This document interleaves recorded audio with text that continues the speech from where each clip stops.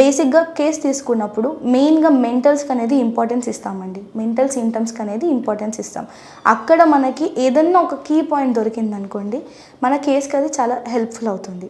ఇంకోటి, అమ్మాయికి ఇప్పుడు మెన్సెస్ అనేవి రెగ్యులర్గా ఉన్నాయా, తను మెచ్యూర్ అయినప్పటి నుంచి ఎలా ఉంది, తన మెన్సెస్ సైకిల్ ఎలా ఉంది, తనకి ఫ్లో ఎలా ఉంది, ప్రతి ఒక్కటి ఇన్ డీటెయిల్గా మనం తీసుకుంటాం.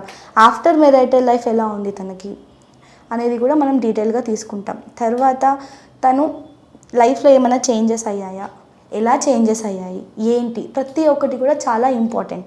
ఇన్ డీటెయిల్గా ఇన్ డెప్త్గా కేసు తీసుకుంటేనే మనకి కరెక్ట్గా రిజల్ట్స్ అనేవి వస్తాయి. ఇప్పుడు అబ్బాయిది తీసుకుంటే అతని లైఫ్ స్టైల్ ఎలా ఉంది, అతనికి ఫిజికల్గా, మెంటల్గా, ప్రొఫెషనల్ వైజ్గా స్ట్రెస్ ఎలా ఉంది, ఏంటి అనేది కూడా ఇంపార్టెంటే. ఇప్పుడు అమ్మాయిలలో పీసీఓడి, థైరాయిడ్ కంప్లైంట్స్ అనేవి ఎలా అయితే రీజనో, అబ్బాయిలలో కూడా ఏముంటుంది అని అంటే హైడ్రోసిల్ కానివ్వండి, ఎరెక్టైల్ డిస్ఫంక్షన్ కానివ్వండి, లేకపోతే స్పర్మ్ కౌంట్స్ కానివ్వండి, ఏదైనా కూడా రీజన్ అవుతుంది.